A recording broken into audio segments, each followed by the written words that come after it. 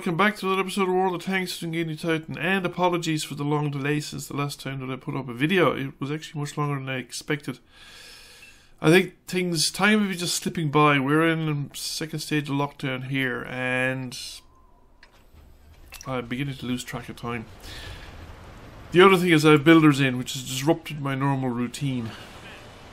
Well, I haven't. They're not in the house. They're working outside the house mostly. I'm doing external insulation. I have other works that I have done in the house as well, so part of it is external insulation, and they've started doing it, but of course they keep getting interrupted by the weather, because this is Ireland and it's November, so we get storms and rain. Buckets and buckets of rain, and unlike, say, back in my childhood, we used to get more severe storms but less of them. At least what I remember. But now we seem to get very extended periods of high winds. Not particularly dangerous, although I wouldn't fancy being on scaffolding, particularly manipulating large lumps of plastic. So that's interrupting the guys working, obviously, because if the stuff is going to get broken in their hand, trying to fit it onto the side of the house is obviously not going to have much success, so they're working when they can, but it's then disruptive because you have sounds of drilling and hammering and banging going on, and then I can't make videos, and then I kind of forget about it, because every day is kind of the same as the day before, and you know, lockdown, all of this sort of stuff. 2020, yes, what a year. However, 50 TP. So one of the two games from the 50 TP, which I thought I'd share with you, and we're here in Cliff in an encounter game. Now, encountering Cliff can be a funny game. The worst thing you can see your team doing is actually too many going for the cap circle. We have guys set up in actually decent support positions, and as long as they're giving the supporting fire, that's not too bad. We can put up with that. However, we're about to lose the eastern side of the map, and there's a risk too that we could lose this side here. Now, I'm kind of staying very quietly on this side of the map because you're better off not pushing, especially when we have 3 or 4 tanks behind us. Now, I think the tanks behind us are now about to be engaged and the guys coming around the eastern side. But somebody needs to take point, so they don't push forward, particularly against the guys in the centre, because if they push forward, make life impossible for the 2 guys behind me, and maybe the furthest south, the medium tank supporting, then the situation could be rapidly overrun. Whereas with my presence here, there's a limit to what they can do and get away with. Now, I don't have the greatest rate of fire, which is part of the reason that I'm keeping the distance, and I don't always have necessarily the best angles. Yeah, that one did just some tracking damage on the 257. He managed to straighten it, make the tank angle more difficult, and also just moved forward. I think I just barely caught the edge of the tracks there. And that shot did not do anything at all. And so far, well, we're starting picking up some spotting damage, which is good. It means that people now are starting to fire on some of the people that I'm looking at.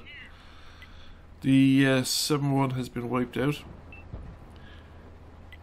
Situation behind me is still pretty perilous. We've one guy and he's pushed over the line, so he can't get any support from the tanks behind him. And he's up against 2 enemy tanks. Well, I think there was 3 enemy tanks at one stage. Yes, he managed to take out one of them. Might have. The numbers are starting to tilt in our way decisively. Looks like we're doing well down the 1-2 line as well. So the numbers of, yeah, there was 6 tanks up. Numbers are very strongly shifting in our favour. There's only 3 enemy tanks left, so it's time to push in on the 257.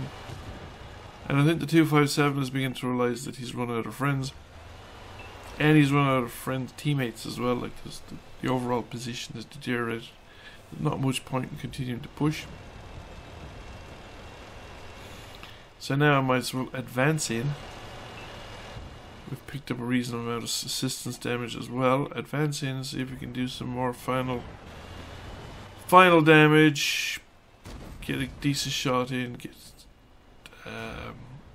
good chance his repair kit's gone at this point. So he's going to be stuck with the slow reload due to the ammo rack damage.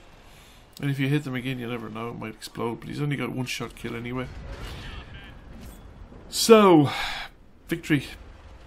So 1400 damage, nearly 3000 direct damage, 1400 assisted rather. And a fairly decisive victory here on the Cliff map. Did not earn me a lot of money though, because I suppose, yes, I used repair kits and various other things, but we did get a first class mastery out of it. And we came number 3 by experience. On to the next battle in this video, and we're on Windstorm, and once again I'm on the 50 TP. The 50 TP, Windstorm's a pretty good map for it. You've got a number of options, though I would personally favour going into the town, particularly if you're not top tier, and in this particular case I'm not top tier, it's a very decidedly tier 10 battle. Going along the A line is an option actually, but it's kind of mid-range sniping most of the time, so I wouldn't be too keen on it. With a tank like the 50 TP, I think you'd have more opportunities in the town because you'd have a better chance of going with your neighbours, getting other tanks to support you, and or giving you the opportunity to get flanking shots into enemy tanks. Just use your armour and get around them because there's just opportunities in the town to do that sort of thing. So we're heading for the town. The enemy, the allied team is a strong bunch going through the middle, and that is the usual bunch heading up along the A line as well. Enemy light tank spotted. I have a reasonable amount of support coming with me, although it's very tank destroyer heavy. I suppose yes, the enemy team actually have no tank destroyers practically, and we have no mediums in comparison. Well, we have a couple. So I'm relying on tank destroyers to cover my position to a large extent. However, that should be okay in an urban environment. It all depends on what we run into. Sometimes you can run into the enemy quite strongly on this location, and sometimes not. But I think it's absolutely vital location the enemy. You should always send a reasonably strong force into the town, that if you don't, you run the risk of being rolled up from the town position, because it can be quite difficult to get through the A line. And the northern area of the map can be a bit of a death trap if you play it wrong, or it's very easy to get it wrong, because again it's subject to crossfire or inflating fire from various locations and from roll up in the centre of the town. And I've come as far as here, and I've made no contact with enemy tanks. My instinct is they're probably to the north of me, and my best bet is to roll up along the town. I have a tank destroyer coming along behind me, and there's another one crossing the bridges in front of me. And we have another heavy tank in play as well. Keep an eye out at the corners for tanks coming in from my left, because that would be actually pretty bad news. Now we have a medium tank in front, tank destroyer going down, and he actually badly needs support, this tank destroyer in front of me, the WZ1111, because he's a turretless tank destroyer, and if the mediums get in around him, then he's very easily outmaneuvered. And there is a bad chat. Typically you blow away, you get an ammo rack on a thing with practically no hit points left. The Rheinmetall Panzerwagen is in a decent location, so I'm going to use the opportunity here to try and again cover the rear of the tank destroyer. Now the tank destroyer is engaged with 2 tanks, a medium and a heavy, and again he's now enabling me to get into a flanking position. Both tanks are engaged, and they haven't got around the tank destroyer. Well, this guy is making the effort, but in doing so he's showing me his rear. So we go with a shot into the back of the turret, and I'm reasonably safe from the... oh no, the Action X has actually moved into a position to my rear, but because the time it took him to do it, and because I had the shelter of the building and a certain amount of protection from the tank destroyer, he's now appeared behind me. He's done some ammo rack damage, but I've got the more hit points and I've managed to retaliate, get my ammo rack repaired, and now I'm coming up because the AX is withdrawing and is in a bad position because he's kind of withdrawing uphill, so he doesn't get any benefit recoveries after crashing into the building, and is now actually surrounded by allied tanks and gets taken out because I have support coming in behind me and I have the tank destroyer to the north of me as well. So that's now engaged on a T-57 Heavy, but I'm going to be able to come in and take shots from the T-57 Heavy, and we've spotted the enemy artillery. So the T-57 Heavy is now kind of a one-shot. The artillery is going behind the building. I don't have the reload to get him, and I'm going to go after the T-57 Heavy. Jaeger has managed to actually keep up with his turret, and we were tanks down earlier on, but we've managed to catch up and we're now actually ahead. But we can deal with the artillery. We've got to take him out before any further threat is taken out to the rest of the team. If the enemy actually can hold on to their tanks, they're actually still in a strong position because they're very much clustered together now. The T-92 is dead one way or the other. But I managed to fluff the shot because I fired on the move. Unless you're at pointiest to point blank ranges with the 50 TP, you can miss firing on the move, so better off there if I'd actually stopped. However, the enemy have not been able to take advantage of the fact that they had more tanks in one location than we have, and they're now down to 3 tanks. And we've managed to hold up our numbers, so it's very much our game. E100 is a one-shot kill. Still 3 of them left. They've whittled down our numbers a little bit, but we've got a guy in the cap circle, so I think we're probably going to win this game one way or the other.